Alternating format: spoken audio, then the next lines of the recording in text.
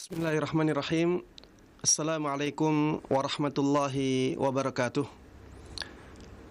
Innal hamdalillah nahmaduhu wa nasta'inuhu wa nastaghfiruh wa na'udzu billahi min shururi anfusina wa min sayyiati a'malina. May yahdihillahu fala mudhillalah wa may yudlil fala hadiyalah. Wa asyhadu an la ilaha illallah wahdahu la syarikalah wa asyhadu anna Muhammadan 'abduhu wa rasuluh. La nabiyya ba'dah. Allahumma salli wa sallim wa barik wa an'im ala abdika wa rasulika Muhammadin wa ala alihi wa sahbihi wa man tabi'ahum bi ihsanin ila yaumiddin. Jamaah sekalian rahimani wa rahimakumullah. Alhamdulillah, pada kesempatan yang baik ini kita bisa bertemu kembali dalam kajian ilmiah yang membahas tentang hukum-hukum fikih. Mudah-mudahan Allah Subhanahu wa ta'ala memberikan kepada kita semuanya keikhlasan dalam niat kita melakukan amalan ini, sehingga kita mendapatkan pahala yang agung di sisinya dan ilmu yang bermanfaat dan berkah yang insya Allah menjadikan kita semuanya orang-orang yang bahagia, orang-orang yang mulia, baik di dunia maupun di akhirat nanti. Tidak lupa salawat dan salam semoga selalu terlimpahkan kepada Nabi yang sangat kita cintai, sangat kita kagumi, sangat kita junjung tinggi, selalu kita teladani, kita taati dan kita percayai, Nabi Agung Muhammad sallallahu alaihi wasallam. Begitu pula kepada seluruh keluarga beliau, seluruh sahabat beliau dan seluruh kaum muslimin yang mengikuti beliau dan para sahabatnya dengan baik hingga hari akhir nanti. Ikhwati wa akhwati fillah rahimani wa rahimakumullah. Pembahasan kita masih tentang masalah haid. Kita kemarin sudah membahas tentang apa itu hakikat haid dan masalah-masalah yang berkaitan dengannya. Dan kita sampai pembahasan bagaimana kalau ada bercak, bagaimana kalau keluar bercak. Maka kita kemarin sudah bahas bercak ini, kita lihat waktunya. Apakah waktunya bersambung dengan waktu haid, ataukah waktunya setelah selesai waktu haid, setelah haid berakhir, setelah haid berhenti, setelah haid selesai. Kalau waktunya bersambung dengan darah haid, maka bercak tersebut dianggap sebagai darah haid. Begitu pula apabila ada cairan yang masih kuning, belum jernih. Tapi apabila bercak atau cairan yang keruh, cairan yang masih ada campuran kuningnya, keluarnya setelah haid selesai, setelah haid berakhir, maka bercak ini tidak dianggap haid. Bercak ini dianggap sesuatu yang seperti darah istihadah, sehingga tidak mengganggu sholat seseorang. Dengannya seseorang tetap wajib berpuasa. Hal ini sebagaimana dikatakan oleh Ummu Atiyah radhiyallahu taala anha, kunna la na'uddu al-qudrata was-sufrata ba'da at-tuhri syai'ah. Dahulu kami tidak menganggap bercak dan air keruh setelah suci dari haid itu sebagai sesuatu yang sama dengan haid maksudnya. Ini apabila bercak tersebut atau cairan yang keruh atau cairan yang berwarna kuning datangnya setelah haidnya selesai, setelah haidnya berakhir. Namun apabila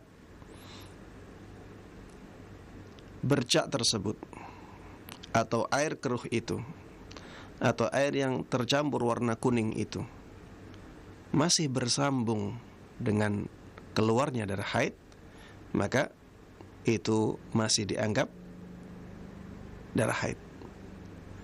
Sebagaimana dulu ibunda kita Aisyah radhiyallahu taala anha pernah ditanya tentang hal tersebut, dan beliau mengatakan, jangan tergesa-gesa, jangan tergesa-gesa sampai benar-benar keluar air yang jernih, ya, sampai benar-benar keluar cairan yang jernih, tidak ada keruhnya, tidak seperti bercak. Jemaah sekalian rahimani wa rahimakumullah, termasuk di antara permasalahan yang dibahas oleh para ulama dalam masalah ini adalah apabila ada seorang istri selesai dari haidnya tapi tidak mendapatkan air untuk mandi, tidak mendapatkan air untuk mandi, mungkin masa-masa paceklik, masa-masa kekeringan, masa kemarau panjang, tidak ada air untuk mandi. Apakah dibolehkan bagi orang yang seperti ini, yang tidak mendapatkan air, untuk melakukan tayammum agar bisa berhubungan dengan suaminya? Jawabannya iya. Dibolehkan bagi dia untuk bertayamum, kemudian setelah itu berhubungan dengan suaminya.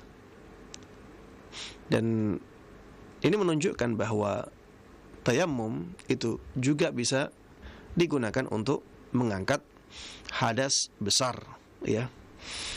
Baik, masalah yang berikutnya jemaah sekalian rahimani wa rahimakumullah, dan ini banyak terjadi di kalangan kaum wanita, adalah apabila haidnya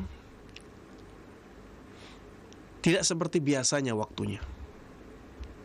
Apabila waktu haidnya tidak seperti biasanya. Biasanya haidnya misalnya 6 hari.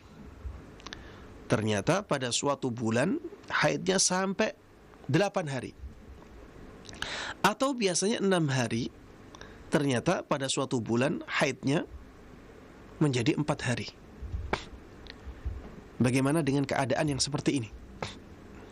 Apakah tetap mengikuti kebiasaannya yang 6 hari, ataukah sesuai dengan keadaannya? Ataukah sesuai dengan keadaannya waktu itu? Maka jamaah sekalian rahimani wa rahimakumullah, kita bahas dulu yang melebihi hari biasanya. Kalau misalnya biasanya 6 hari, kemudian haidnya sampai 8 hari, maka kita lihat darahnya dan kita lihat orangnya. Apakah orangnya bisa membedakan darahnya? Kalau dia tahu darah haidnya seperti ini, seperti ini, seperti ini, dari sisi warnanya dia tahu, dari sisi baunya dia tahu, dari sisi keencarannya, sifat darah tersebut dia tahu, dan ternyata setelah hari ke-6 darahnya berbeda, maka setelah hari ke-6 ketika darahnya berbeda, dianggap bukan darah haid, ya, karena memang kebiasaannya dia 6 hari, dan kenyataannya dia melihat hari ke-7 darahnya sudah lain dari darah haid, tidak seperti darah haid. Maka hari ke-7, hari ke-8 dianggap hari suci, berarti itu darah istihadah, darah penyakit. Ini apabila orangnya mampu membedakan darahnya. Dia bisa melihat darah itu darah haid ataukah tidak. Pertanyaannya yang berikutnya adalah apabila ternyata wanita tersebut tidak mampu membedakan. Ustaz, ana nggak tahu ini darah haid atau tidak. Ditanya, biasanya darah haidnya gimana? Ternyata tidak bisa membedakan. Ternyata tidak bisa membedakan. Ana tidak tahu Ustaz, biasanya keluar, saya nggak teliti sifat-sifat darah haidnya bagaimana yang biasanya, saya nggak teliti. Tapi yang jelas ana biasanya 6 hari, ini kok sampai 8 hari. Orang yang seperti ini tidak bisa membedakan apakah itu darah haid ataukah darah istihadah. Bagaimana hukum orang yang demikian? Jemaah sekalian rahimani wa rahimakumullah, di sini Syekh mengatakan itu tetap dianggap sebagai darah haid. Kalau orangnya tidak bisa membedakan, maka itu dianggap sebagai darah haid. Kenapa? Karena pada asalnya darah yang keluar dari seorang wanita itu darah haid. Ya. Dan kaidah ini disebutkan oleh Syekh Muhammad ibn Shalih Al-Utsaimin rahimahullahu ta'ala. Pada asalnya darah yang keluar dari seorang wanita yang mungkin haid adalah darah haid, kecuali ada bukti yang menunjukkan bahwa darah tersebut bukanlah darah haid. Kalau bukti menunjukkan bahwa itu darah istihadah, berarti darah istihadah, karena ada bukti. Kalau bukti menunjukkan bahwa itu darah nifas, berarti darah nifas. Kalau tidak ada bukti, kita tidak bisa beralih ke selain darah haid. Ya. Pada asalnya darah yang keluar dari seorang wanita itu darah haid. Sehingga apabila ada orang yang biasanya 6 hari, ternyata pada suatu bulan sampai 8 hari dan dia tidak bisa membedakan apakah itu darah haid atau tidak, maka dikembalikan ke hukum asal bahwa darah yang keluar dari seorang wanita itu pada asalnya adalah darah haid. Jamaah sekalian rahimani wa rahimakumullah. Bagaimana apabila kasusnya sebaliknya? Biasanya 6 hari, ternyata hanya 4 hari. Maka jamaah sekalian rahimani wa rahimakumullah, apabila wanita tersebut melihat al-qassah al-bayda, yaitu cairan bening, maka hukumnya dianggap haidnya selesai. Ya, apabila dia melihat al-qassah al-bayda, yaitu cairan bening, maka haidnya dianggap sudah selesai. Karena itu tanda yang sangat kuat sekali yang menunjukkan bahwa memang haidnya sudah berhenti. Tapi kalau misalnya tandanya hanya kering, maka jangan tergesa-gesa. Jangan tergesa-gesa. Mungkin saja nanti keluar lagi. Ya. Jangan tergesa-gesa karena mungkin saja nanti keluar lagi. Ustaz, ternyata tidak keluar Ustaz. Ternyata tidak keluar. Biasanya 6 hari Ustaz. Ini 4 hari sudah kering, tapi tidak ada cairan bening. Ditunggu sampai sehari nggak keluar. Oh, mungkin ada jeda sehari. Hari ke-6 nggak keluar juga Ustaz. Ternyata memang berhentinya di hari ke-4. Bagaimana solusinya? Apakah dia wajib mengqadha salat-salatnya yang dia tinggalkan di hari ke-4 ketika berhentinya darah itu, di hari ke-5, begitu pula di hari ke-6? Jawabannya iya. Ya, dia diwajibkan untuk mengqadhanya dan dia tidak berdosa di sini. Kenapa? Karena dia tidak sengaja meninggalkannya.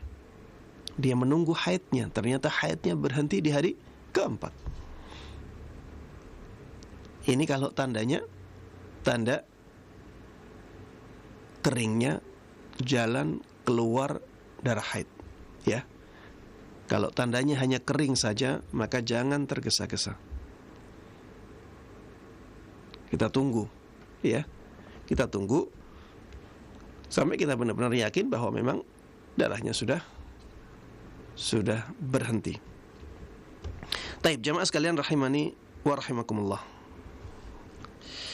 Masalah yang berikutnya adalah masalah yang banyak terjadi di kalangan kaum wanita, yaitu apabila darahnya berhenti kemudian keluar lagi, berhenti keluar lagi, berhenti keluar lagi. Dan ini banyak ditanyakan oleh saudari-saudari kita kaum muslimah. Ustaz, darah ana hari pertama keluar, hari kedua ternyata berhenti, baru setengah hari keluar lagi Ustaz.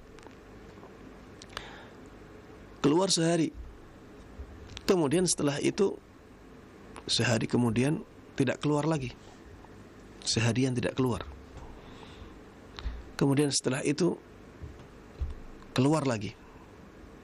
Jadi ada jeda-jedanya sampai 6 hari baru selesai, berhenti dan tidak keluar lagi, atau ada cairan bening. Bagaimana dengan hari-hari ini Ustadz yang tidak keluar darah haid sama sekali? Apakah dianggap sebagai hari haid ataukah dianggap sebagai hari suci? Jawabannya para jemaah sekalian rahimani wa rahimakumullah,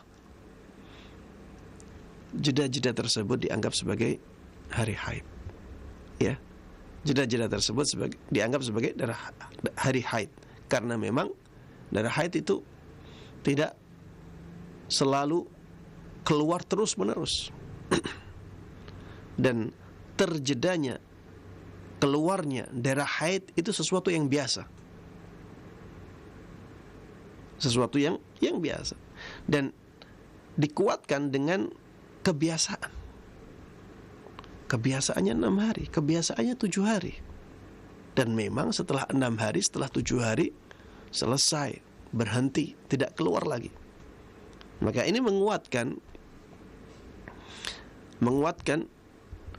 bukti bahwa itu merupakan hari haid, bukan hari suci. Jemaah sekalian rahimani wa rahimakumullah. Masalah yang berikutnya adalah apabila ada seorang yang hamil tapi masih keluar darah. Apabila terjadi yang seperti ini, apakah langsung dianggap sebagai darah haid ataukah dianggap sebagai darah istihadah? Jemaah sekalian rahimani wa rahimakumullah, para ulama berbeda pendapat dalam masalah ini. Ada yang mengatakan semua darah yang keluar saat hamil itu dianggap sebagai darah istihadah. Kenapa? Karena orang yang hamil harusnya tidak haid. Harusnya tidak haid. Makanya Rasulullah sallallahu alaihi wasallam dalam hadis yang diriwayatkan oleh sahabat Abu Sa'id Al-Khudri radhiyallahu taala anhu mengatakan, la tuta'u hamilun hatta tada'. La tuta'u hamilun hatta tada'. Orang yang hamil itu jangan dijima sampai dia melahirkan. Maksudnya jangan dijima adalah jangan dinikahi.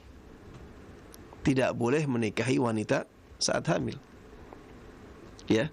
Tidak boleh menikah dengan wanita saat dia masih hamil, karena iddahnya itu sampai dia melahirkan.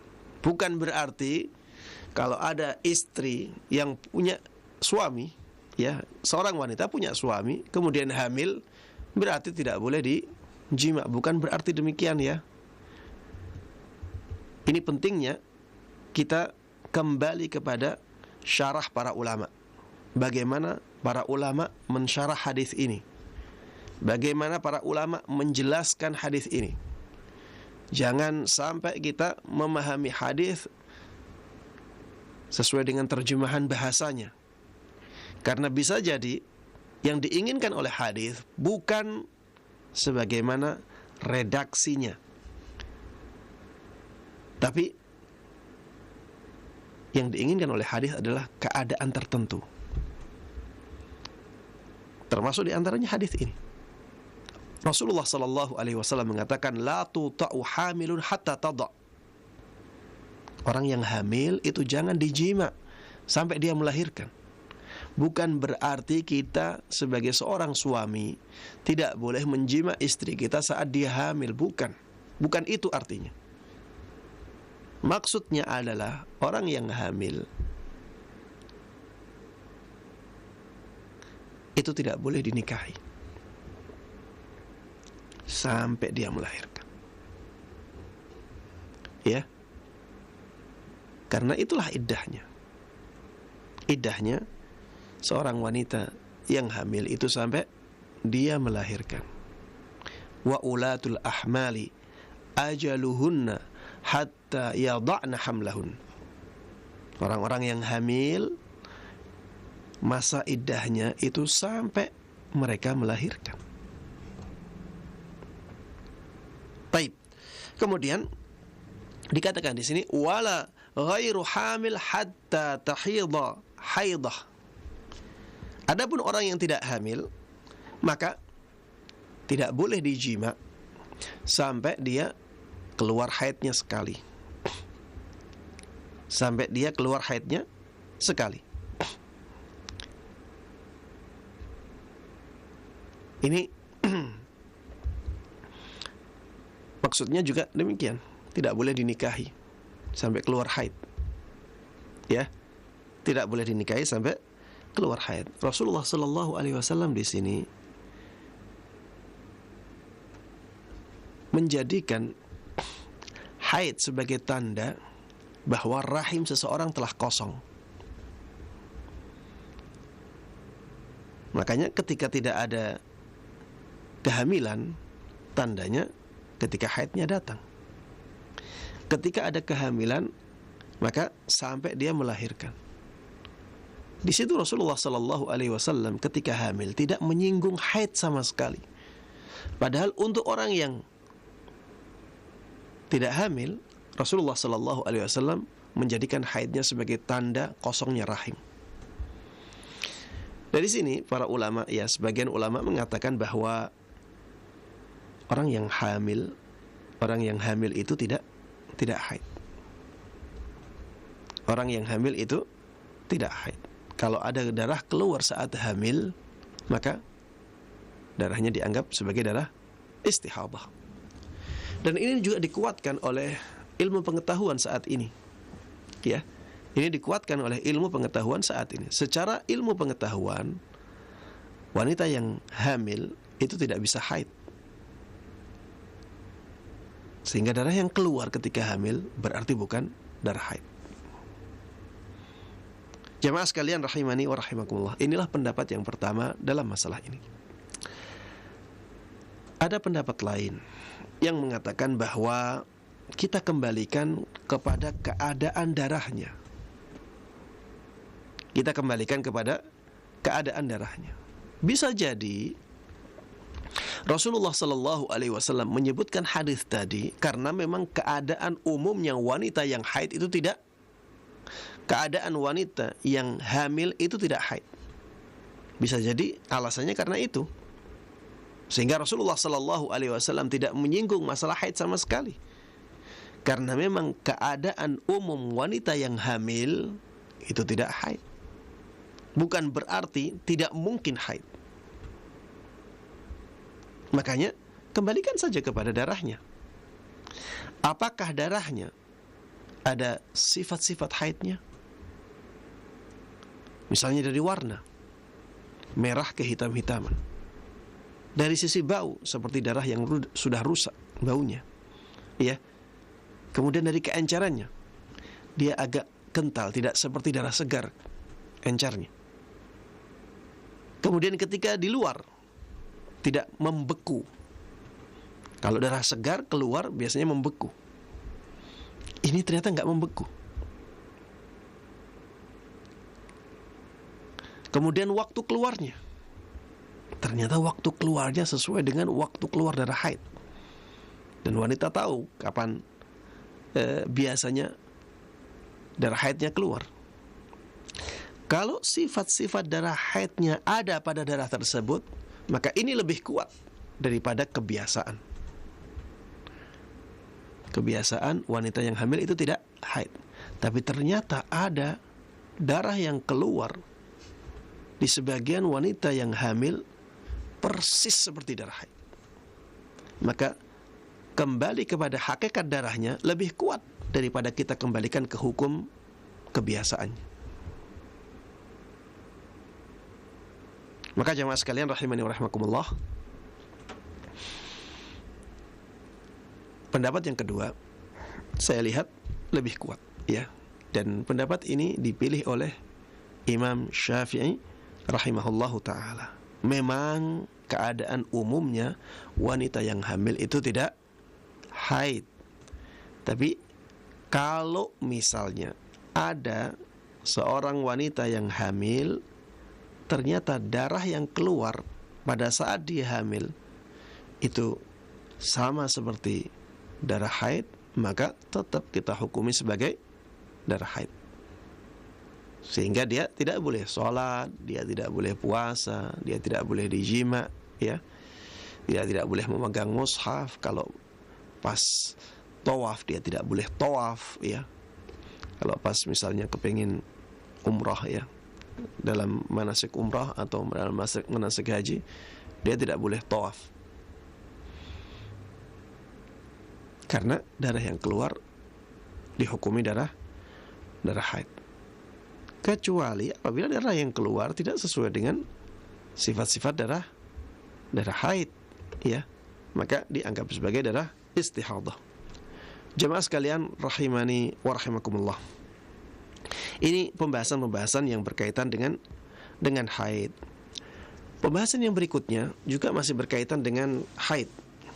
Apa saja yang diharamkan bagi seorang wanita yang haid? Apa saja yang diharamkan bagi wanita yang kedatangan tamu bulanannya? Yang pertama, para jemaah sekalian rahimani wa rahimakumullah, adalah salat, ya. Wanita yang haid diharamkan untuk melakukan salat, baik salat wajib maupun salat sunnah. Semua yang disebut sebagai salat tidak boleh dilakukan oleh seorang wanita yang kedatangan tamu bulanannya. Salat jenazah termasuk. Tidak boleh melakukan salat jenazah. Adapun sujud tilawah, sujud syukur, maka ini bukan termasuk salat. Maka masih dibolehkan. Ya, sujud tilawah, sujud sajdah dan sujud syukur bukanlah termasuk salat. Dia hanya sujud saja. Maka ini dibolehkan. Ya, ini menurut pendapat yang lebih kuat dalam masalah ini. Jamaah sekalian rahimani wa rahimakumullah, haramnya salat bagi wanita yang haid itu telah disepakati oleh para ulama. Telah disepakati oleh para ulama. Tidak boleh ada perbedaan pendapat di sini. Kalau misalnya orang-orang di zaman ini ada yang mengatakan wanita yang haid tetap boleh berpuasa, tetap boleh sholat, maka pendapatnya harus dibuang jauh-jauh. Dianggap tidak ada pendapat itu. Kenapa? Karena menyelisih ijma' para ulama, menyelisih kesepakatan para ulama. Semua ulama sepakat di zaman dulu bahwa wanita yang haid itu tidak boleh menjalankan sholat, baik sholat wajib maupun salat yang sunnah. Hal ini sebagaimana disabdakan oleh Nabi kita Muhammad sallallahu alaihi wasallam, "Alaysa idza hadat lam tusalli wa lam tasum?" Bukankah wanita yang haid bukankah wanita apabila dia haid dia tidak salat dan tidak puasa? Kemudian ibunda kita Aisyah radhiyallahu taala anha juga pernah ditanya, "Atujzi ihdana salatuha idza tahurat?" Apakah cukup salat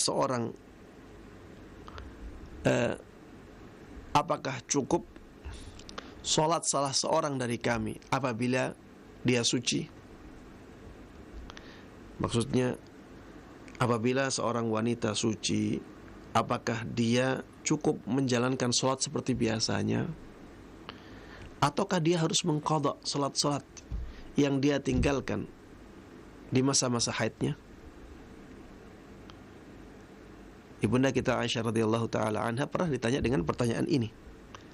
Maka beliau menjawab, "Aharuriyatun anti?" Apakah engkau seorang wanita Haruri?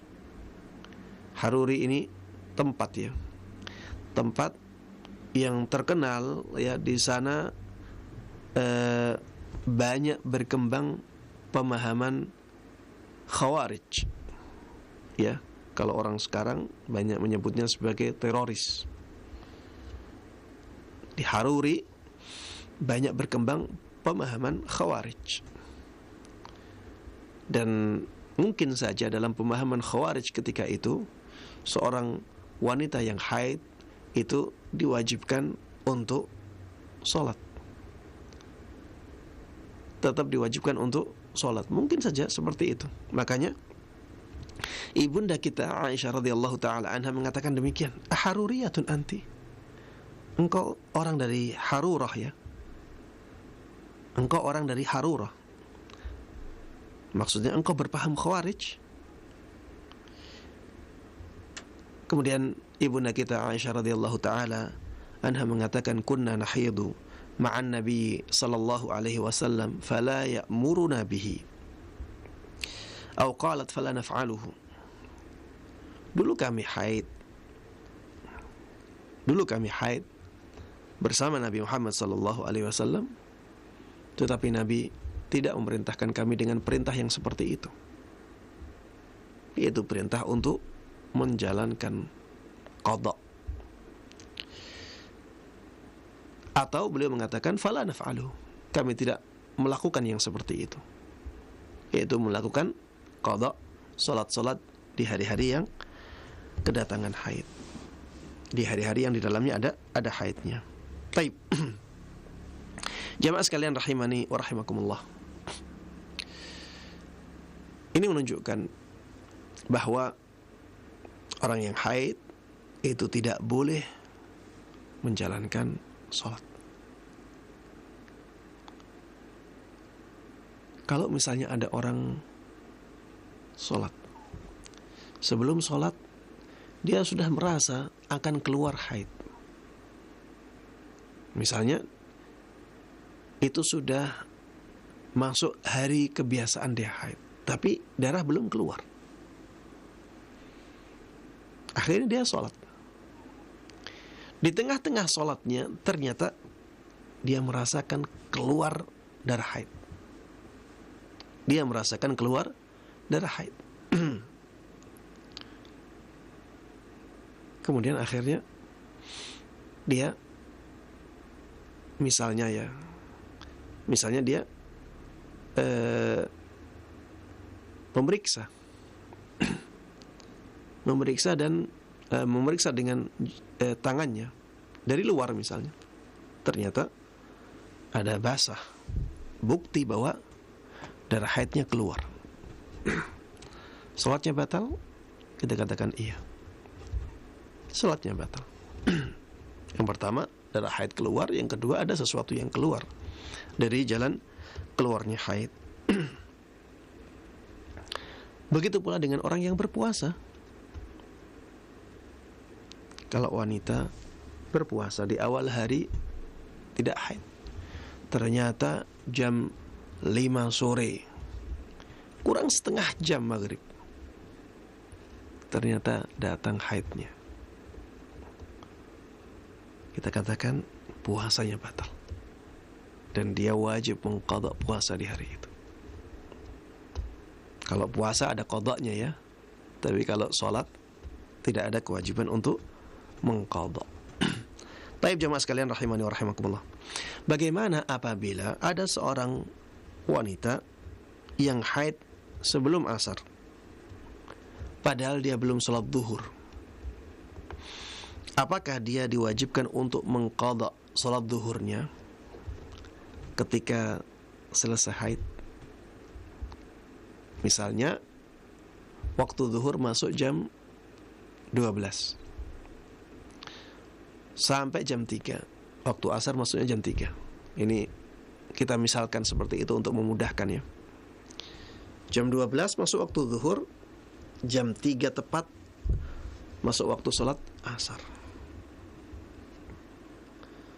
Misalnya ada seorang wanita masuk waktu zuhur, dia tidak langsung sholat, tapi dia ingin mengakhirkannya. Dia ingin sholat jam 2. Ustaz, ini dibolehkan seperti ini? Jawabannya boleh. Karena sholat itu wajibnya muwassa'. Wajibnya muwassa'. Ada kelonggaran waktu. Jadi waktunya dari jam 12 sampai jam 3. Kapanpun dilakukan di waktu itu maka dibolehkan. Inilah wajib muwassa'. Ya, kalau para ulama mendefinisikan wajib muwassa' itu sebuah kewajiban yang waktunya melebihi kewajiban itu. Waktunya melebihi kewajiban itu. Ya, seperti sholat dari jam, misalnya sholat duhur dari jam 12 sampai jam 3, ini kita bisa melakukan sholat lebih dari 1 kali. Berarti ini wajib muwassa', karena kewajiban ini dikasih waktu melebihi kewajibannya. Ya, melebihi waktu melakukan kewajiban itu. Berbeda kalau puasa. Puasa itu wajibnya mudayyak. Ya, dinamakan wajib mudayyak. Wajib yang waktunya sempit. Kenapa? Karena kita tidak mungkin dalam sehari berpuasa 2 kali. Kapan waktu puasa? Waktu puasa itu mulai terbitnya fajar sampai terbenamnya matahari. Dan ketika kita puasa, maka kita harus puasa dari mulai terbitnya fajar shadiq sampai terbenamnya matahari. Dan tidak ada kelebihan waktu, sehingga tidak mungkin kita dalam sehari puasa 2 kali. Ini namanya wajib mudayyak. Adapun wajib muwassa' sebagaimana salat, ya. Salat waktunya sudah ditentukan dan waktu itu melebihi waktu yang kita butuhkan untuk melakukan kewajiban salat. Apakah boleh diakhirkan? Jawabannya boleh. Mana yang lebih afdal? Lebih afdal salat di awal waktu. Ya, lebih afdal salatnya di awal waktu. Tapi bukan berarti kalau ada seseorang meninggalkan yang lebih afdal ini menjadi dosa, tidak ya. Karena ada beberapa orang atau sebagian saudara-saudara kita yang menganggap apabila seorang wanita mengakhirkan waktu sholatnya, mengakhirkan sholatnya dari awal waktu menjadi berdosa apabila tidak ada uzur. Tidak demikian ya. Tidak demikian. Walaupun tidak ada uzur, seorang wanita dibolehkan. Bahkan laki-laki pun demikian ya, dibolehkan untuk mengakhirkan waktunya dari awalnya. Untuk yang laki-laki, apabila dengan seperti itu akhirnya meninggalkan sholat berjamaah, dia harus sholat sendiri, maka dia berdosa dari sisi tidak berjamaahnya. dari sisi tidak berjamaahnya. Karena dia akhirkan sehingga dia meninggalkan sholat berjamaah, maka dia berdosa mengakhirkannya, karena dengan mengakhirkannya dia akhirnya meninggalkan sholat berjamaah yang merupakan kewajiban dia. Adapun wanita tidak ada sisi ini.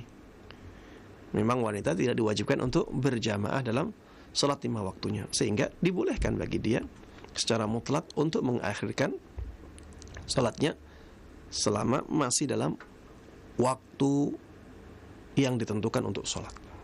Taib. Kalau misalnya ada seorang wanita masuk waktu zuhur, dia ingin mengakhirkan waktunya, mengakhirkan sholatnya sampai jam 2. Qadarullah wa ma syaa fa'al, jam 2 kurang 1/4 haidnya datang. Akhirnya dia tidak boleh sholat, padahal tadi dia punya kewajiban sholat. Bagaimana hukum orang yang demikian sholatnya? Apakah dia dianggap orang yang berhutang sholat, sehingga akhirnya dia wajib mengqadha ketika haidnya selesai? Ataukah dia tidak dianggap sebagai orang yang berhutang, karena memang dia dibolehkan untuk mengakhirkan sholatnya sampai masuk waktu sholat lain? Jawabannya, ada perbedaan pendapat di kalangan para ulama. Ya, ada perbedaan pendapat di kalangan para ulama dalam masalah ini. Ada yang mengatakan dia wajib mengqadha. Kenapa? Karena sholat zuhurnya tadinya sudah diwajibkan dengan masuknya waktu sholat zuhur. Dengan masuknya waktu sholat zuhur, dia punya kewajiban untuk sholat zuhur, dan sekarang dia tidak mampu, tidak bisa menjalankan waktu sholat zuhur, maka pilihannya adalah qadha.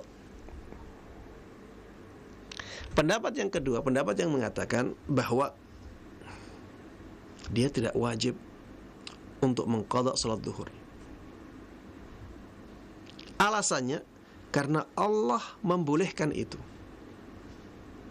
Allah membolehkan kepada dia untuk mengakhirkan sholatnya dari awal waktunya. Ya, dan ketika Allah membolehkan dia untuk mengakhirkan sholatnya dari awal waktunya, berarti resikonya apabila ternyata orang tersebut akhirnya tidak boleh sholat, maka dia tidak punya kewajiban untuk sholat. Kalau Allah membolehkan mengakhirkan sholat, maka resiko dari mengakhirkan sholat tersebut dibolehkan oleh Allah subhanahu wa ta'ala. Berarti dibolehkan oleh Allah. Saya misalkan ya, kalau ada orang membolehkan orang lain untuk memakai barangnya, misalnya motor. Ada orang punya motor, ada orang lain minjem motornya, akhirnya dia kasih, tidak apa-apa, pakai aja. Orang lain ini yang minjem pakai motor dengan cara yang normal, qadarullah wa ma syaa fa'al, mogok di jalan. Setelah itu dikembalikan kepada orang yang punya motor, pemakaiannya normal, dia tidak bersalah dalam makainya. Sekarang siapa yang berkewajiban untuk memperbaiki motornya? Atau pertanyaannya, apakah orang ini punya kewajiban untuk memperbaiki motornya? Jawabannya tidak. Kenapa?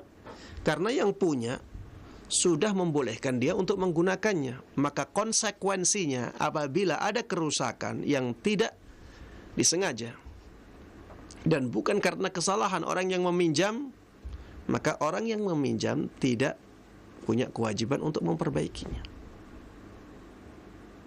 karena dibolehkan untuk pakai. Konsekuensi dari dibolehkan untuk pakai adalah apabila rusak, maka yang menanggung kerusakan adalah orang yang membolehkannya, yaitu pemiliknya. Begitu pula dalam masalah ini, ya. Begitu pula dalam dalam masalah ini, bahwa Allah subhanahu wa ta'ala membolehkan seseorang untuk mengakhirkan sholatnya dari awal waktunya, sehingga apabila ada resiko yang menjadikan sholat tersebut gugur, maka sholatnya menjadi gugur. Jamaah sekalian rahimani wa rahimakumullah, mana dari dua pendapat ini yang lebih kuat? Wallahu ta'ala alam, saya lebih menguatkan pendapat yang kedua, bahwa kewajiban sholatnya menjadi gugur. Bahwa kewajiban sholatnya menjadi gugur, sehingga dia tidak punya kewajiban untuk mengqadha sholat zuhurnya apabila kasusnya ya seperti yang kita bahas. Ini kasusnya sholat zuhur ya.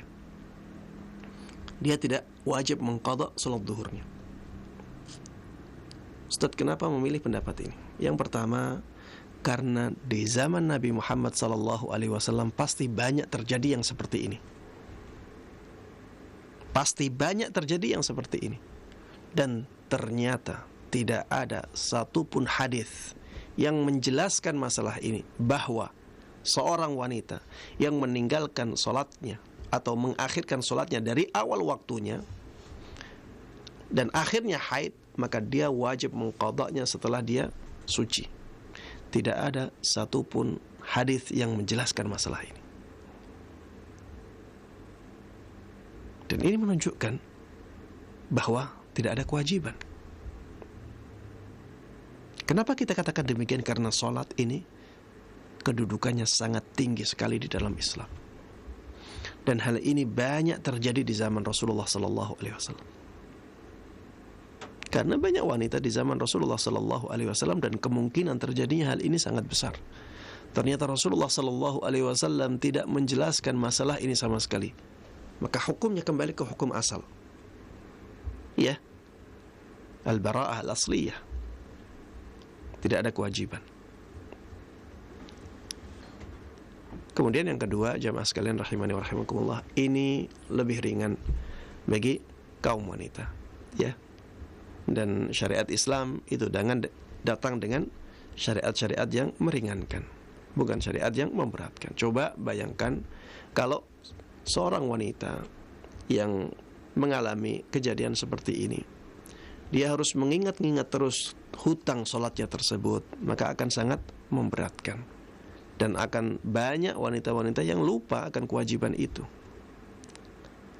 Maka jemaah sekalian rahimani wa rahimakumullah, wallahu ta'ala alam, saya lebih menguatkan pendapat yang kedua, yaitu pendapat yang mengatakan apabila ada seorang wanita ingin mengakhirkan sholatnya dari awal waktunya, tapi qadarullah wa ma syaa fa'al, sebelum dia menjalankan sholatnya kedatangan haid, maka dia tidak punya kewajiban untuk mengqadhanya setelah dia suci.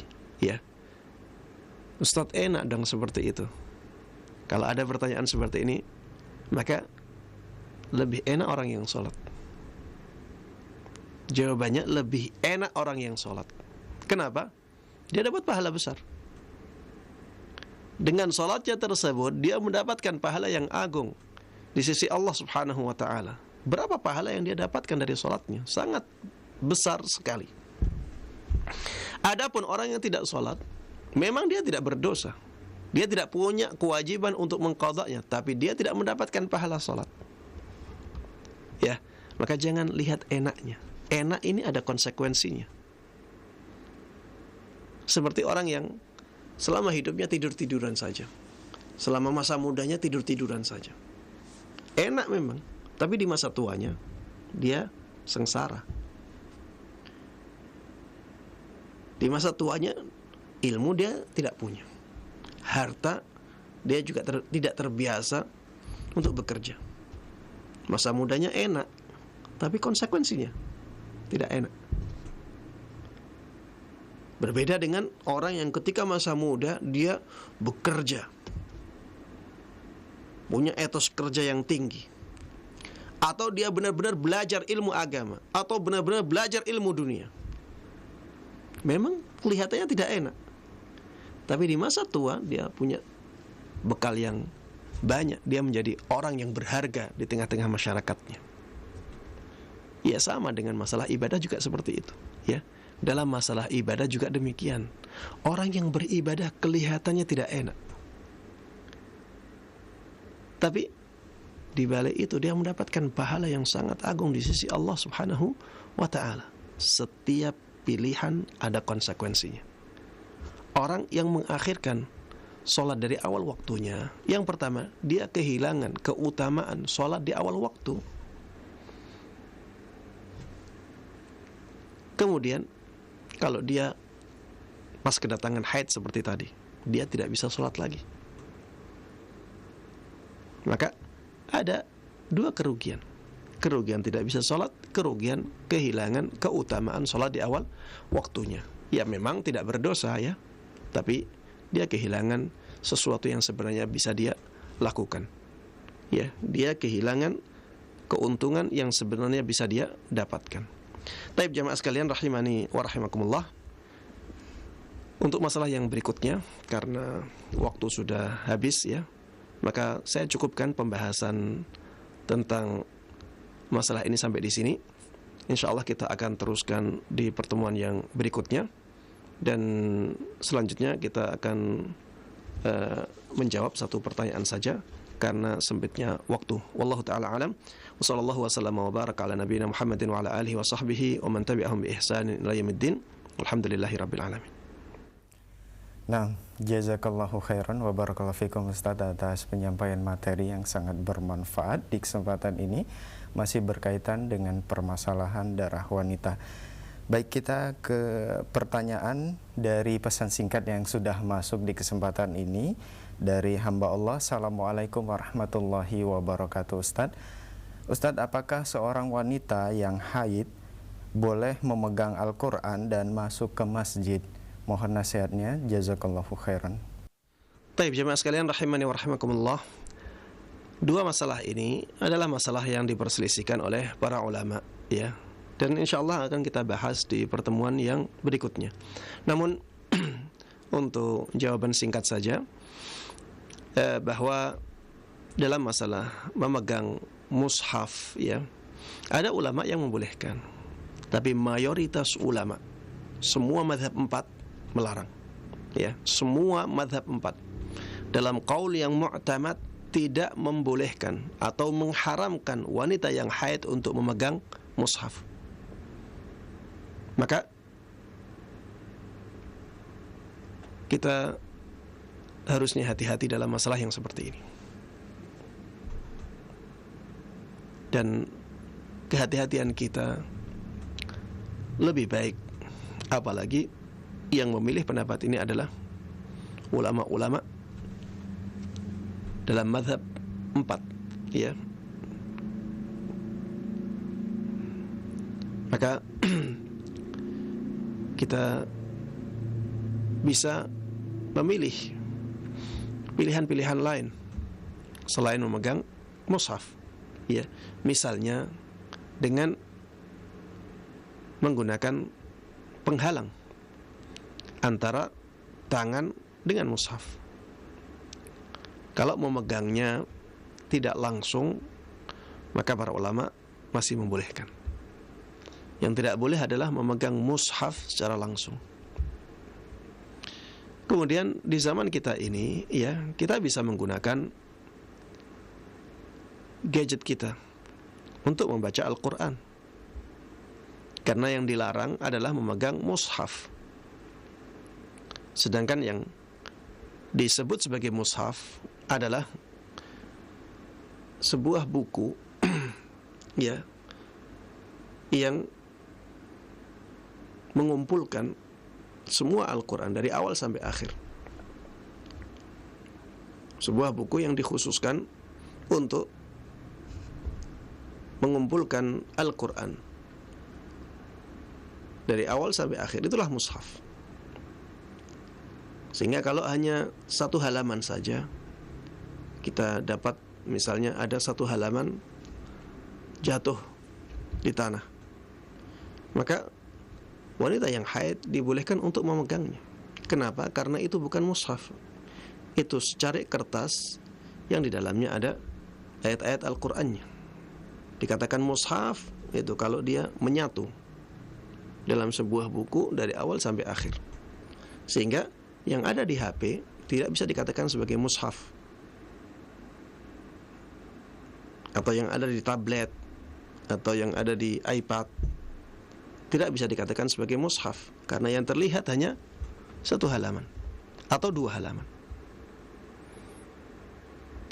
Maka dibolehkan untuk memegang HP tersebut ketika haid. Dibolehkan untuk menggeser layarnya, karena itu bukanlah mushaf. Ya, alhamdulillah Allah memudahkan kita di zaman ini dengan adanya alat-alat yang seperti ini. Intinya, ya, sebagai seorang yang kedatangan haid, orang yang sedang haid, maka berhati-hatilah untuk memegang mushaf, karena ulama-ulama dalam 4 mazhab semuanya mengharamkan, ya, dalam pendapat yang mu'tamad. Pendapat mu'tamad dalam 4 mazhab itu mengharamkan wanita yang sedang haid untuk memegang mushaf. Bahkan ada sebagian dari mereka, ini sebagian ya, yang sampai membacanya pun tidak membolehkan. Wanita yang haid tidak boleh membaca Al-Quran. Ini dalam sebagian mazhab. Namun pendapat yang lebih kuat adalah pendapat yang mengatakan bahwa untuk berzikir maka tidak ada masalah. Dan termasuk di antara zikir adalah membaca Al-Quran. Adapun permasalahan yang kedua adalah permasalahan masuk ke masjid. Ya, masuk ke dalam masjid bagi seorang wanita yang haid ini juga diperselisihkan oleh para ulama. Mayoritas ulama mengatakan tidak boleh. Mayoritas ulama mengatakan tidak boleh. Ada sebagian ulama yang membolehkannya, dan termasuk di antara yang membolehkannya adalah murid senior dari Imam Syafi'i rahimahullah ta'ala, yaitu Al-Muzani. Al-Muzani yang punya kitab ikhtisarnya Al-Um. Jadi Al-Um diringkas, atau Al-Um dan kitab-kitab yang lainnya. Ilmunya Imam Syafi'i diringkas oleh Imam Al-Muzani ini dalam kitab beliau Mukhtasar Al-Muzani. Al-Muzani ini berpendapat bahwa orang wanita yang sedang haid dia dibolehkan untuk masuk masjid. Tapi ini pendapatnya sebagian ulama, ya. Sebagian kecil ulama berpendapat dibolehkan. Mayoritas ulama melarang, ya. Namun khilaf di masalah yang kedua ini lebih ringan daripada khilaf di masalah yang pertama, yaitu masalah memegang mushaf. Khilaf di masalah masuknya wanita yang haid ke masjid ini lebih ringan, dan ulama yang membolehkannya lebih banyak.